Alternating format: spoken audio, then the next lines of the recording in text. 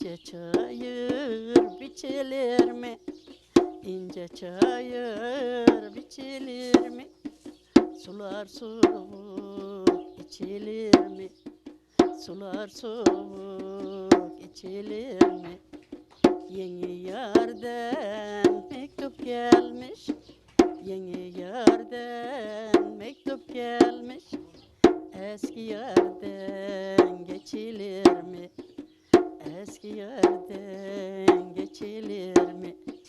Sarı çiçeğim sarı, sarıyı konmuş arı. Sarı çiçeğim sarı, sarıyı konmuş arı. Hiç askere mi gider yeni gelinin yarı?